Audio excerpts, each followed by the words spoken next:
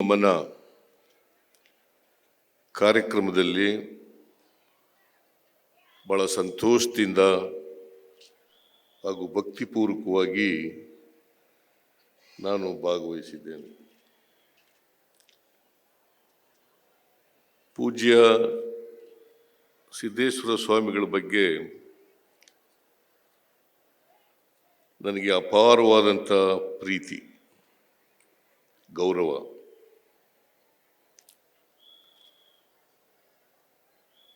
ಅವ್ರ ಜೊತೆಯಲ್ಲಿ ಅನೇಕ ಕಾರ್ಯಕ್ರಮಗಳಲ್ಲಿ ನಾನು ಭಾಗವಹಿಸಿದ್ದೇನೆ,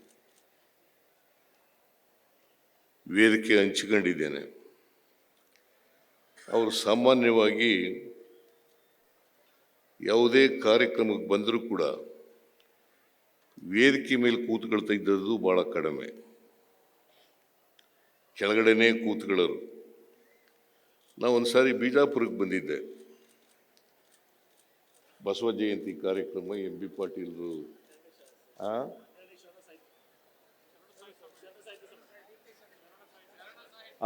ಕನ್ನಡ ಸಾಹಿತ್ಯ, ಶರಣ ಸಾಹಿತ್ಯ ಎರಡೂ ಒಂದೇ. ಬಸವ ಜಯಂತಿ ಅಂದ್ರೂ ಒಂದೇ, ಶರಣ ಸಾಹಿತ್ಯ ಅಂತ. ಬಸವಣ್ಣವ್ರು ಬಿಟ್ಟು ಶರಣ ಸಾಹಿತ್ಯ ಇರ್ಲಿಕ್ಕೆ ಸಾಧ್ಯನೇ ಇಲ್ಲ. ಅದರಿಂದ ಶರಣ ಸಾಹಿತ್ಯಕ್ಕೆ ಬಂದಿದ್ದೆ ನಾನು. ಯಾಕಂದರೆ ಇಡೀ ಶರಣ ಚಳವಳಿಗೆ ನಾಯಕತ್ವ ಕೊಟ್ಟಿದ್ದಂಥವರು ಬಸವಣ್ಣವರು. ಹಾಗಾಗಿ ಶರಣ ಸಾಹಿತ್ಯ ಅಂತಂದರೆ ಬಸವಣ್ಣ ಅಂತೇಳಿ, ಬಸವಣ್ಣ ಅಂತಂದರೆ ಶರಣ ಸಾಹಿತ್ಯ ಅಂತ. ಆ ಶರಣ ಸಾಹಿತ್ಯ ಕಾರ್ಯಕ್ರಮಕ್ಕೆ ನಾನು ಬಂದಿದ್ದೆ. MB ಪಾಟೀಲ್ರು ಅನೇಕ ಸಾರಿ ಅವರಿಗೆ ಮೇಲ್ಗಡೆ ಬರ್ರಿ ಅಂತ ಎಲ್ಲ ಆಹ್ವಾನ ಮಾಡಿದ್ರು. ಆದರೆ ಅವ್ರು ಬರಲಿಲ್ಲ, ಕೆಳಗಡೆನೇ ಕೂತ್ಕೊಂಡಿದ್ರು. ನಾನು ಭಾಷಣ ಮಾಡೋವರೆಗೂ ಕೂಡ ಕೆಳಗಡೆ ಕೂತಿದ್ರು. ಆದರೆ ಭಾಷಣವನ್ನು ಪೂರ ಕೇಳಿದ್ರು. ಆಮೇಲೆ ರಿಯಾಕ್ಟ್ ಕೂಡ ಮಾಡಿದ್ರು. ಸಿದ್ದರಾಮಯ್ಯನವರು ನನಗೆ ಇವ್ರು ಹೇಳಿದ್ದು ಅವ್ರು ಹೇಳಲಿಲ್ಲ, MB ಪಾಟೀಲ್ರು ಹೇಳಿದ್ದು. ಸಿದ್ದರಾಮಯ್ಯನವರು ಬಸವಣ್ಣವ್ರ ಬಗ್ಗೆ ಚೆನ್ನಾಗಿ ತಿಳ್ಕೊಂಡು ಮಾತನಾಡಿದ್ದಾರೆ ಅಂತ ಹೇಳಿದ್ರು ಅಷ್ಟೇ. ನಾನು ಇವತ್ತಿಗೂ ಕೂಡ ಬಸವಾದಿ ಶರಣರ ಅನುಯಾಯಿ. ನಾನು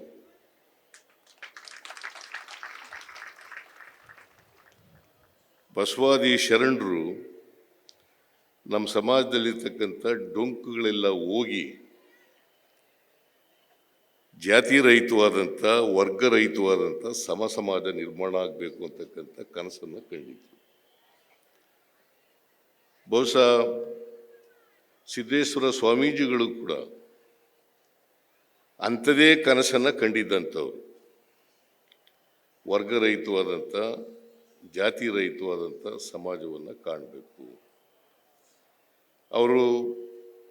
ಅವರ ವಿಲ್ಲಲ್ಲಿ ಕೊನೆಯಲ್ಲಿ ಬರೆದಿರತಕ್ಕಂಥದ್ದನ್ನು ತೋರಿಸಿದ್ರು ನನಗೆ. ಇವತ್ತು ತೋರಿಸಿರ್ಲಿಲ್ಲ, ಇವತ್ತು 2ನೇ ಸಾರಿ ತೋರಿಸಿದ್ರು. ಮೊದಲನೇ ಸಾರಿನೇ ನನಗೆ MB ಪಾಟೀಲ್ರು ತೋರಿಸಿದ್ರು. ಅವರು ಹೇಳ್ತಾರೆ,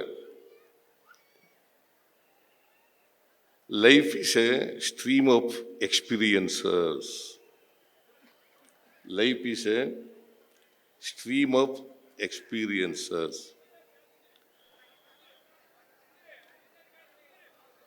Our life should be free from hate and jealous.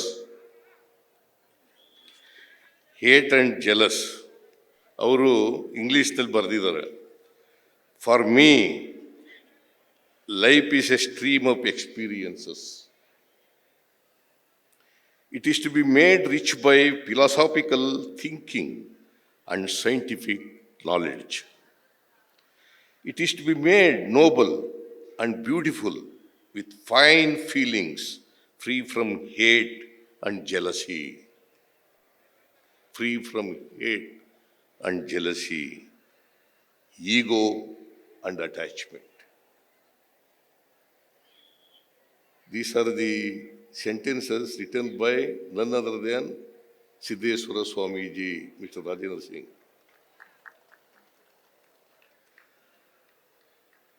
This is a sadhana. This is the thing to be achieved during the time of our life.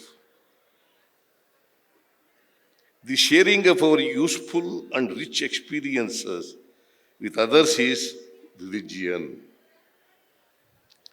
This does good to others and ourselves. ನಮಗೆ ಮತ್ತು ಇತರರಿಗೆ ಒಳ್ಳೆಯದಾಗ್ತದೆ. I don't know whether you have followed Kannada or not.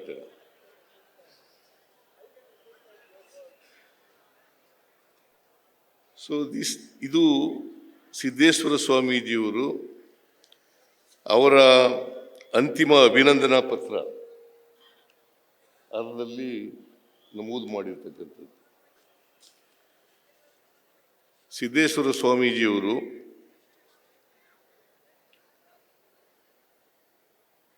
ಒಂದು ಜೀವಂತ ದೈವವಾಗಿದ್ದರು.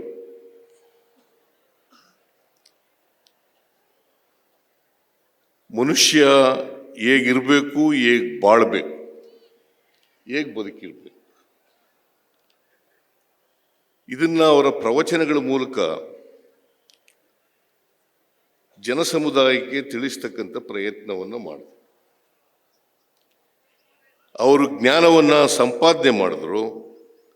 ಸಂಪಾದನೆ ಮಾಡಿದಂಥ ಜ್ಞಾನವನ್ನು ಹಂಚಿದ್ರು. ಜ್ಞಾನವನ್ನು ಸಂಪಾದನೆ ಮಾಡಿದ್ರು, ಆ ಜ್ಞಾನವನ್ನು ಹಂಚಿದ್ರು. ಅದು ಮನುಷ್ಯತ್ವದ ಜ್ಞಾನ.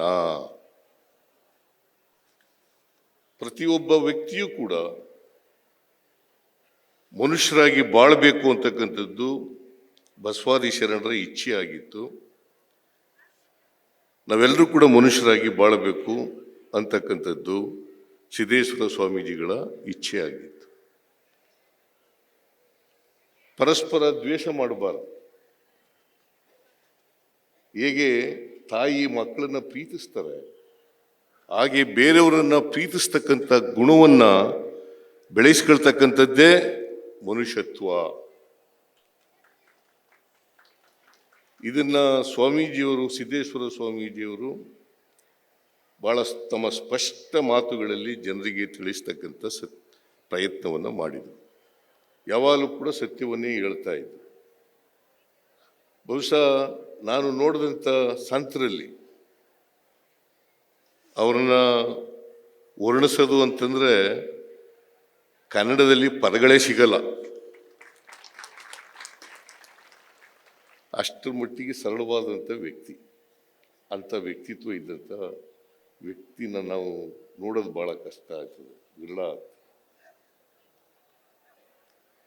ಆಡಂಬರ ಇರಲಿಲ್ಲ,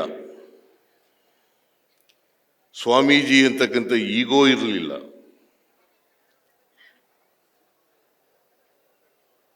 ಮತ್ತೆ ಯಾವುದೇ ಸ್ವಂತ ಅಂತಕ್ಕಂಥದ್ದು ಯಾವುದೂ ಇರಲಿಲ್ಲ ಅವರಿಗೆ. ಅದಕ್ಕೆ ಎಷ್ಟು ಸರಳವಾಗಿದ್ರು ಅಂತಂದ್ರೆ, ನಾನು ಎಲ್ಲ ಓದಿದ್ದೆ ಪತ್ರಿಕೆಯಲ್ಲಿ. ಒಂದ್ಸಾರಿ ಅವರ ಅಭಿಮಾನಿ ಒಬ್ರು ಕಾರ್ ಕೊಡಕ್ಕೆ ಬಂದಾಗ ಅದನ್ನು ತಿರಸ್ಕಾರ ಮಾಡ್ತಾರೆ. ಅವ್ರು ಯಾವತ್ತೂ ಕೂಡ ಸ್ವಂತಕ್ಕೋಸ್ಕರ ಏನನ್ನೂ ಬಯಸಿದವರಲ್ಲ. ಇಡೀ ಸಮಾಜಕ್ಕೋಸ್ಕರ ಬದುಕಿದಂಥವ್ರು.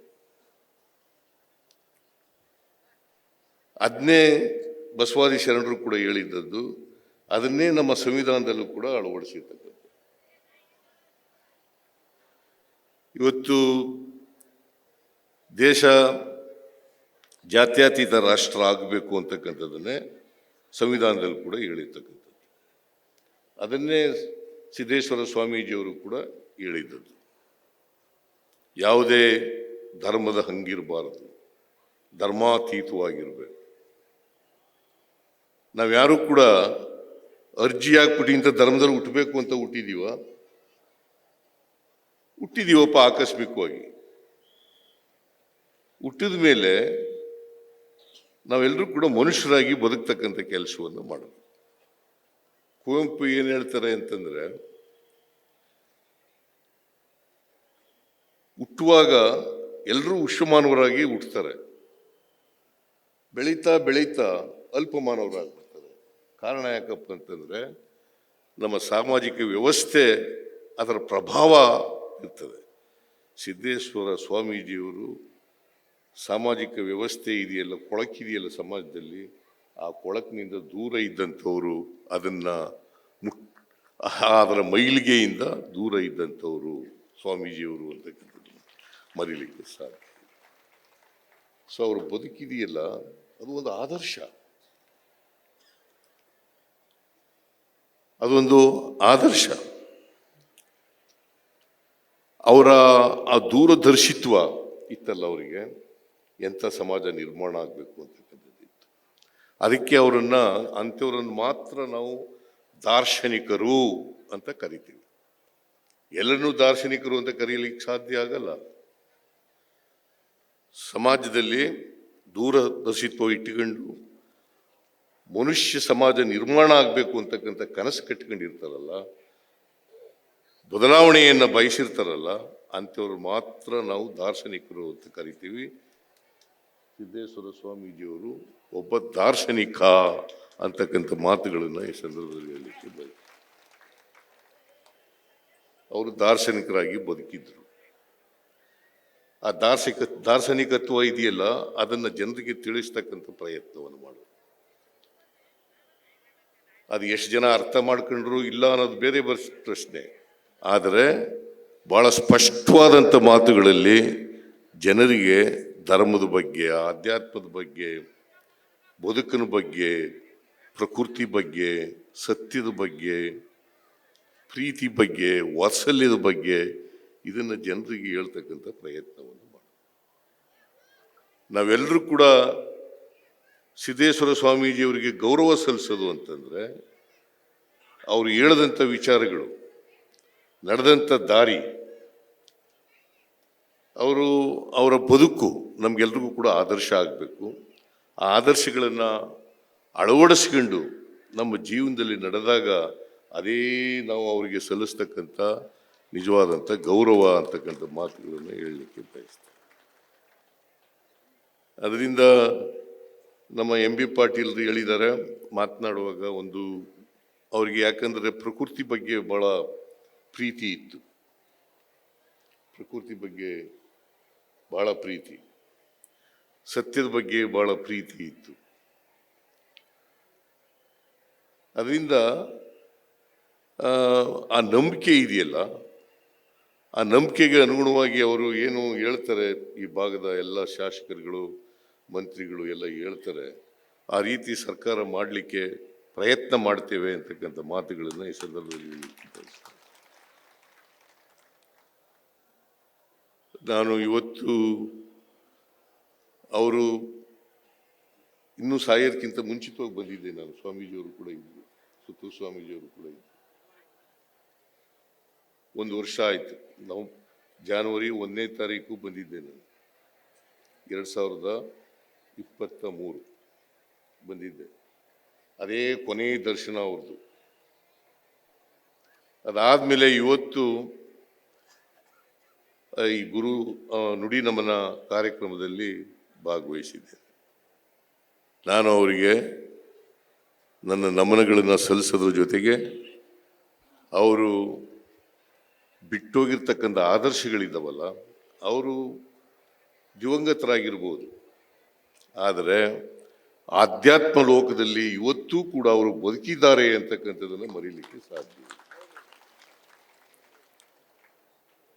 ಸೊ ಅವರ ಬದುಕಿನಲ್ಲಿ ಅವರು ಅಳವಡಿಸ್ಕೊಂಡಿದ್ದಂಥ ನೀತಿಗಳು, ಆದರ್ಶಗಳು, ಅವುಗಳನ್ನು ಪಾಲನೆ ಮಾಡ್ತಕ್ಕಂಥ ಪ್ರಯತ್ನವನ್ನು ನಾನು ಮಾಡ್ತೇನೆ, ನಮ್ಮ ಸರ್ಕಾರನೂ ಕೂಡ ಮಾಡ್ತದೆ ಅಂತಕ್ಕಂಥ ಮಾತುಗಳನ್ನು ಹೇಳಿ ಅವರಿಗೆ ಭಾಳ ಭಕ್ತಿಪೂರ್ವಕವಾಗಿ ನಮನಗಳನ್ನು ಸಲ್ಲಿಸಿ ನನ್ನ ಮಾತನ್ನು ಮುಗಿಸ್ತೇನೆ.